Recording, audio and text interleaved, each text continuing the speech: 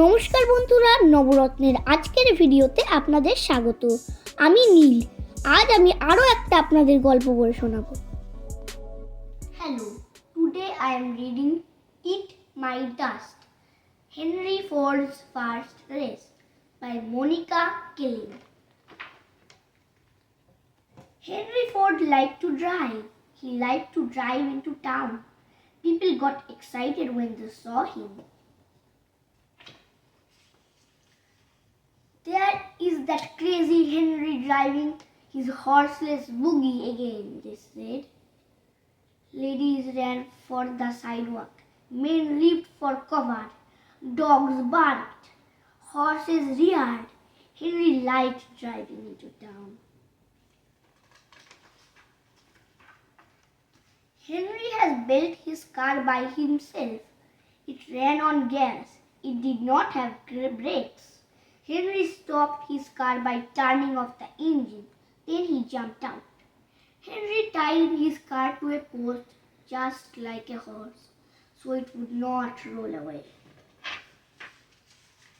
Everyone wished Henry would go back to driving a horse and buggy, but Henry loved cars. He loved driving them, and he loved building them. Other people were building cars too. Their cars cost a lot of money. They always needed repairs. Since most people did not have known how to drive, car owners hired drivers. Only the rich could afford to own a car. Henry had a dream. He wanted to build a car everyone could own. Henry needed money to build his dream car. How could he get it? He decided to enter a race. Henry had never raced a car in his life. Car racing was a new sport. People dressed up for a day at the races. They cheered the fastest car to victory. If I win the race, Henry told his wife Clara, I will be able to build my new car. Henry and a mechanic named Spiderhuff went to work. They put a 26 horsepower engine in their car. 1 horsepower equaled the pulling power of 1 horse. That meant Henry's car would beat any horse in seconds flat. People laughed at Henry. You'll never beat the Daredevil, they said. The Daredevil was Alexander Winton. He was the American racing car champion. I can beat him, said Henry. My car is built better. Clara nodded. She wanted only one thing. She wanted Henry to drive safely. The races were held at a track near Detroit, Michigan. Henry entered the 10-mile race. The prize was $1,000. 8,000 people filled the stand that day.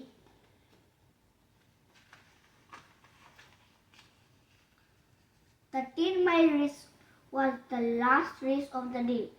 Henry and Winton were the only racers on the track. Daredevil smiled at Henry. He tipped his hat. Henry tipped his hat and smiled back. On your marks, shouted the starter. Henry gripped the steering wheel. Start your engine, Spider cranked the engine.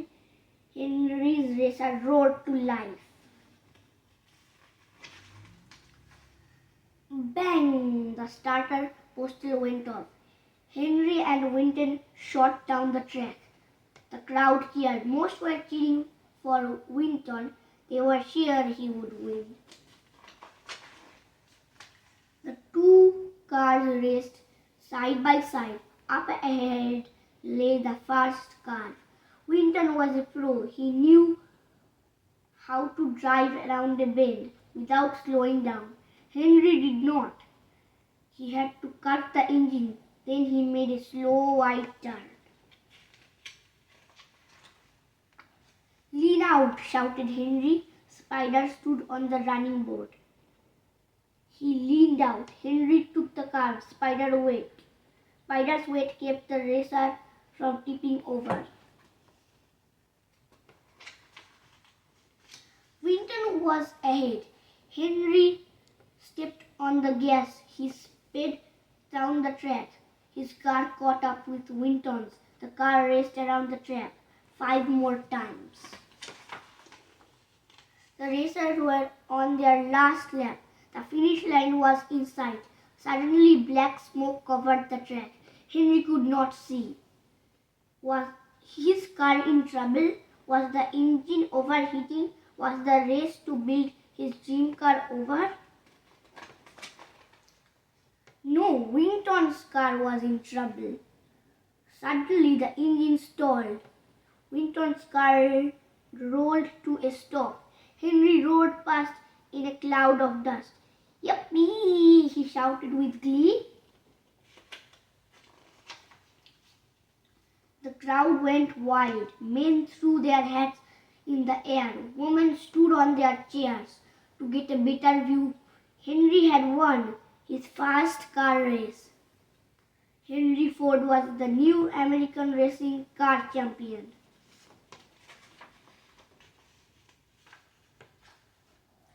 The next day, Henry's name and picture were in all the newspapers. He had won the money.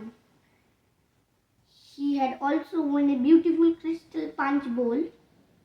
Clara placed the bowl on the table for visitors to see. Henry built his dream car. He called it the T model. It came in one color, black. The Model T was easy to drive. It was easy to repair. People loved it. They called it Tin Lizzie. Henry Ford drove his Tin Lizzie into town. People got excited. When they saw him, ladies waved, men honked. Henry was happy. He had built a car everyone could own. The end.